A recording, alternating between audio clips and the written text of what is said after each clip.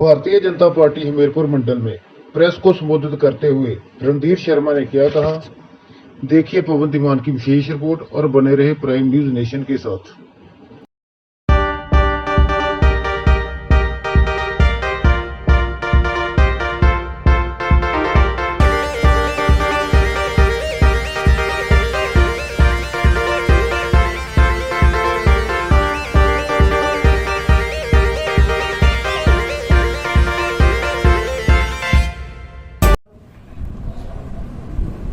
हमीरपुर आए, हमारे प्रत्याशी को कहते हैं खनन माफी। जब तक उनके साथ थे तो समाज सेवी थे, आज हमारे साथ आ गए तो माफिया बन गए। ये दोहरी राजनीति, दोहरी मानसिकता जनता सब जानती है, मजाक का विषय बनते हैं मुख्यमंत्री। और हम कहना चाहते हैं, हमारे प्रत्याशी आशीष शर्मा मेहनती है, मेहनत से अपना कारोबार किया है और गरीब की मदद करते हैं, समाज सेवी हैं।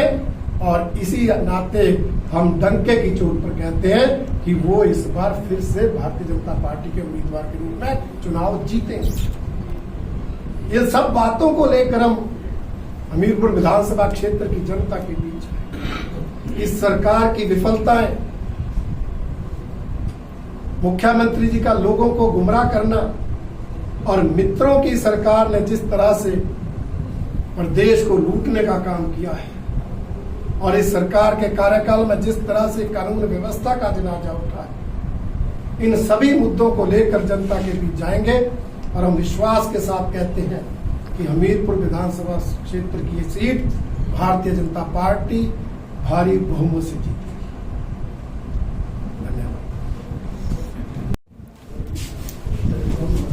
आप सभी पत्रकार मित्रों का इस प्रेस वार्ता में स्वागत, अभिनंदन।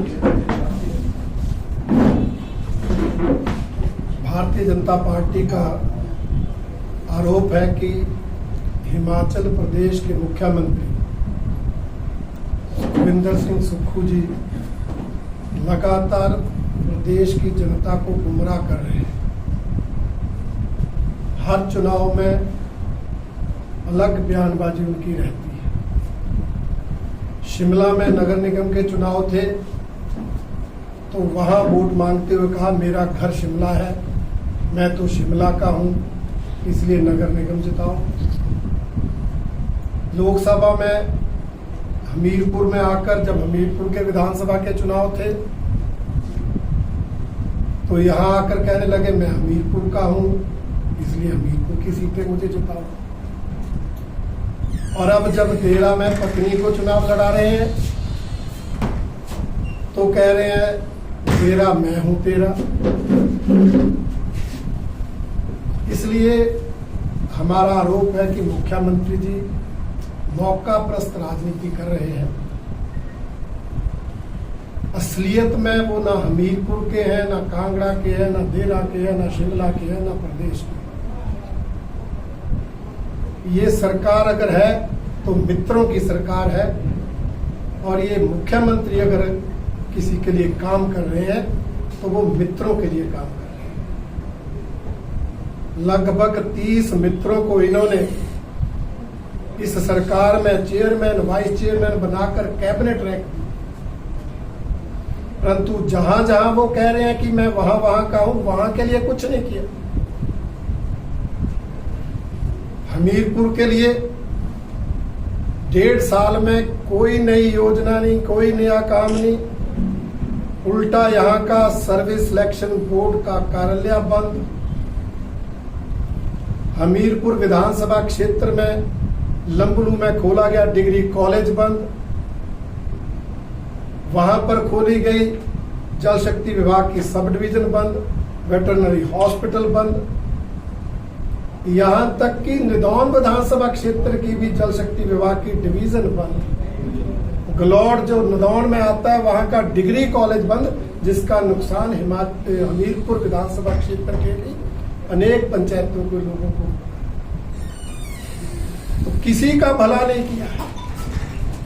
कहने को जो भी कहे, परंतु उन्होंने ना किसी जिले की, ना किसी विधानसभा क्षेत्र की चिंता की, ना प्रदेश की चिंता की, जिसके परिणाम स्वरूप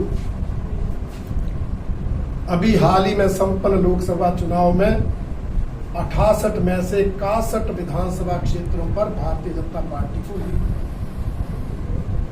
मुख्यमंत्री जी के विधानसभा क्षेत्र नदौन समेत 8 मंत्रियों के विधानसभा क्षेत्रों में भारतीय जनता पार्टी को बढ़ कि वर्तमान सरकार ना प्रदेश हित में काम कर रही है, ना जनहित में काम कर रही है। और अगर 1.5 साल के कार्यकाल की आप समीक्षा करेंगे तो मैं कहना चाहता हूं ये हिमाचल प्रदेश के इतिहास की सबसे निकम्मी सरकार है, क्योंकि इस सरकार ने 1.5 साल में कोई नई योजना शुरू नहीं की, कोई नया विकास कार्य शुरू नहीं किया, यहां तक कि अपनी चुनाव की गारंटियों को पूरा करने के लिए कोई काम नहीं किया। चुनाव देखकर फॉर्म भराने की फॉर्मेलिटी तो कर रहे हैं, परंतु महिलाओं को 1500 मिला नहीं।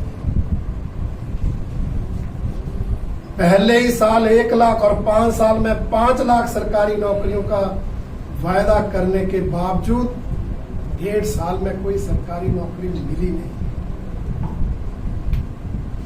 100 रुपए किलो दूध खरीदने की बात की, बजट में मिल्क सेस शराब की बोतल पर 10 रुपए लगाकर इकट्ठा करने की योजना चलाई। 1 साल में 100 करोड़ के लगभग मिल्क सेस भी इकट्ठा किया, परंतु दूध 100 रुपए लीटर नहीं खरीदा। 2 रुपए किलो गोबर खरीदने की योजना तो प्रदेश में मजाक बन कर रहे। लोग 300 यूनिट बिजली मुफ्त खरीदने का इंतजार कर रहे हैं, ये उल्टा बिजली महंगी कर रहे हैं। औद्योगिक क्षेत्र में तो बिजली की दरों की बढ़ोतरी 19% हो गई, जिससे उद्योग पलायन कर रहे हैं। बेरोजगारी बढ़ने का कारण वो बन रहा है।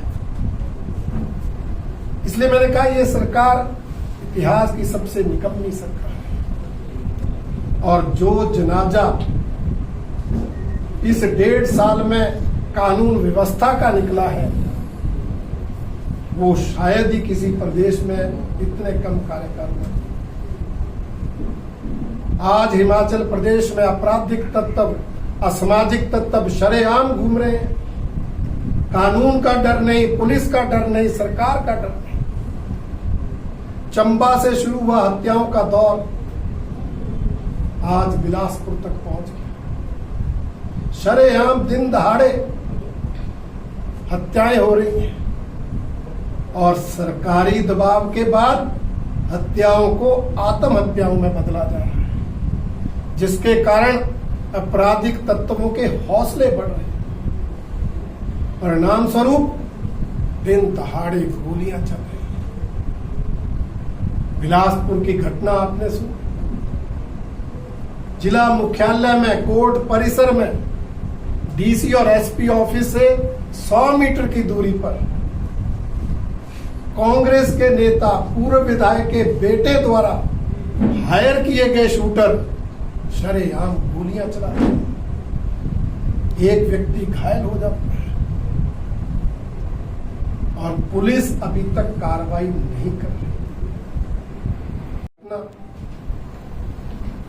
आपने सुनी है, किसी को विश्वास नहीं होता, परंतु हालात इतने इसलिए बिगड़ते हैं कि जब सरकार का डर नहीं, सरकार के कर्णधार इस तरह के तत्वों को, जो गैर कानूनी काम करते हैं, उनको संरक्षण देते हैं। इसलिए मैं आरोप लगाना चाहता हूं कि ये सरकार बहुत ही, जिसको कह सकते हैं, निकम्मी सरकार है। और आज इस सरकार की प्रति जनता का मोह भंग हो चुका है, क्योंकि ये सरकार निकम्मी होने के साथ साथ आपराधिक तत्वों को संरक्षण देने के साथ साथ भ्रष्टाचारियों को भी संरक्षण दे। सरकार बनने के 2-3 महीने बाद ही एक पत्र निकला था। मुख्यमंत्री कार्यालय पर भ्रष्टाचार के आरोप लगे थे। बिजली प्रोजेक्ट में काम करने वाली कंपनी को एक्सटेंशन ऑफ टाइम देने के लिए 25 करोड़ के लेन देन के आरोप लगे थे। आरोप लगाने वाला मुख्यमंत्री कार्यालय का कर्मचारी रहा था। हमने मांग की थी उसकी जांच हो, जो दोषी है कार्रवाई हो। पत्र लिखने वाले ने मुख्यमंत्री कार्यालय के अधिकारी तक का नाम लिखा था, परंतु 1.5 साल बीत जाने के बाद भी उसकी ना कोई जांच हुई ना कोई कार्रवाई। अभी लोकसभा चुनाव में हमारे इसी लोकसभा चुनाव के लिए कांग्रेस के उम्मीदवार संबंध में हमारे वरिष्ठ नेता सतपाल सत्ती जी ने आरोप लगाया किस तरह उन्होंने कांगड़ा कोऑपरेटिव बैंक से लोन लिया और लोन लेने के बाद उसको दिया नहीं, एनओपी हो गया। और उसके बाद सरकार आई, ये मित्रों की सरकार मित्रों पे मेहरबानी करने लगी और 1 टाइम सेटलमेंट में जो 5 करोड़ 97 लाख बना था उसमें से 3 करोड़ 15 लाख माफ कर दिया। और बाकी जो पैसा दिया वो कहां से दिया जानकारी नहीं। जो एफिडेविट भरा उसमें उसका जिक्र नहीं। हमने पूछा था मुख्यमंत्री जी किस नियम के तहत माफ, कहां से पैसा आया, कोई जांच नहीं, कोई जवाब नहीं।